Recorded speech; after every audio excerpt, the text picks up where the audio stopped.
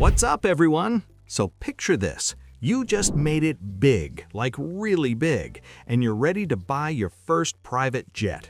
You've got two options sitting on the tarmac: a sleek $5 million HondaJet that looks like it came straight out of a sci-fi movie, and a $55 million Dassault Falcon 8X that screams, "I own 3 companies and vacation in Monaco."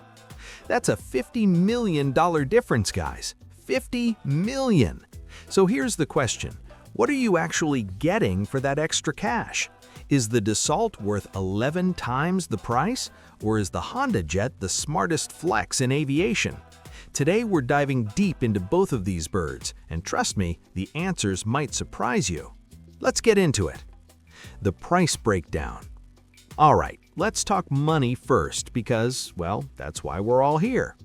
The HondaJet HA-420 will run you about $5 to $5.5 million brand new. Now that's still sell your house money for most of us, but in the private jet world, that's actually the entry point. This is literally the most affordable private jet you can buy new right now. Now the Dassault Falcon 8X, we're talking $55 to $58 million depending on customization. That's more than 10 HondaJets. You could buy a HondaJet for yourself and literally give away 10 more to your friends and still not hit the price of one Falcon 8X. But here's the thing, the sticker price is just the beginning. Let's talk operating costs, because this is where it gets really interesting.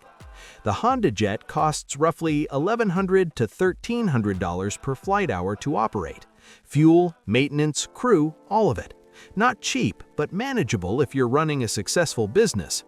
The Falcon 8X? Try $5,000 to $6,000 per hour. Yeah!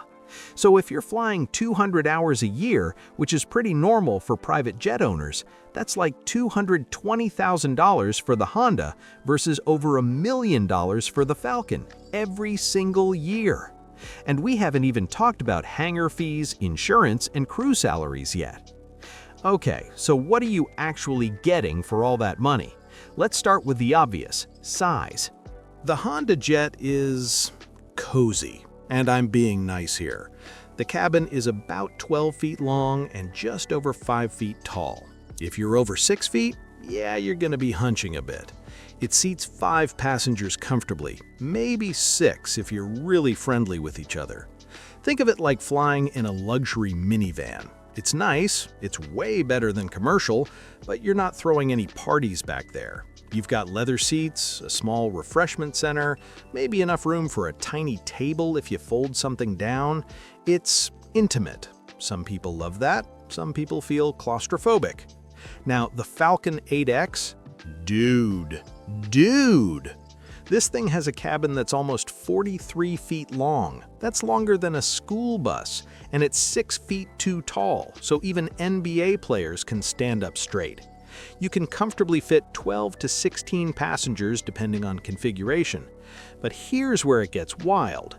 The Falcon 8X isn't just bigger, it's a flying apartment. We're talking 3 separate cabin zones.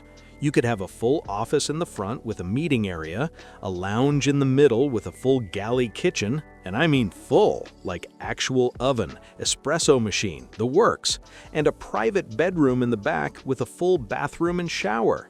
People literally hold business meetings, close deals, and arrive at their destination having showered and slept in an actual bed. The Falcon 8X is basically a flying hotel suite, range and performance. Now let's talk about where you can actually go with these things, because this is where the gap gets even crazier. The HondaJet has a maximum range of about 1,400 nautical miles. In real terms, you can fly from New York to Denver, LA to Dallas, Miami to Boston. It's perfect for regional travel, but you're making stops on any coast-to-coast trips, and international? Forget about it, unless you're island hopping in the Caribbean. The Falcon 8X? 6,450 nautical miles. Let that sink in. You can take off from New York and land in Paris without stopping. LA to London? No problem. You could literally fly from Dubai to Los Angeles non-stop. Hong Kong to London? Done. This is the difference between a regional jet and a global jet. The Falcon 8X can go basically anywhere on Earth with 1, maybe 2 stops maximum. Speed-wise, the HondaJet cruises at about 420 knots. That's roughly 483 miles per hour. Pretty zippy. The Falcon 8X cruises at 488 knots, around 561 miles per hour. It's faster, but honestly, the speed difference isn't massive. The range is where the Falcon absolutely destroys the competition. Oh, and altitude. The HondaJet maxes out at 43,000 feet, while the Falcon can cruise at 51,000 feet. That means smoother rides, fewer weather delays, and less traffic up there. Who actually buys these? So now the big question, who's actually dropping money on these jets? The HondaJet buyer is usually one of these people. First, you've got successful entrepreneurs and small business owners who are doing well, but not I own an island well. Think someone who sold their tech startup for $30 to $50 million and wants to level up their travel game. Second, you've got small corporations that need to move executives around regionally. It's way more cost-effective than chartering flights all the time, and they can write it off as a business expense. And third, and this is clever, you've got small charter companies. Buy a HondaJet for $5 million, charter it out for $2,000 to $3,000 per hour, and you can actually make your money back while building a fleet. The HondaJet is the smart money jet. It makes financial sense if you fly enough. Now the Falcon 8X buyer, we're in a whole different tax bracket here. These are billionaires, not millionaires, billionaires. CEOs of Fortune 500 companies, heads of state, royal families, international celebrities who need to literally be on different continents in the same week. Think about it. If you're running multiple businesses across different countries or you're closing billion-dollar deals in person, the Falcon 8X isn't a luxury, it's a time machine. Being able to fly non-stop from a meeting in New York to closing a deal in Singapore could literally be worth tens of millions of dollars in a single trip. For these buyers, the $55 million price tag and $1 million annual operating costs, that's just the cost of doing business at that level. The verdict? Who wins? All right, moment of truth. Which one is actually worth it? Here's my take, and this might be controversial. For 95% of wealthy people who could afford a private jet, the HondaJet is the smarter buy. Look, if you're worth $50 to $100 million, sure, you could technically afford a Falcon 8X, but should you? The HondaJet will get you anywhere in the US quickly, comfortably, and without destroying your wealth with operating costs. You're still flying private, avoiding TSA, showing up 15 minutes before takeoff, and looking like an absolute boss. Plus, and this is real talk, if you buy a HondaJet and decide private jet ownership isn't for you, you can actually resell it without taking a massive bath. The used HondaJet market is surprisingly strong because of that low entry point. The Falcon 8X, though, that's for when you've transcended normal rich person problems.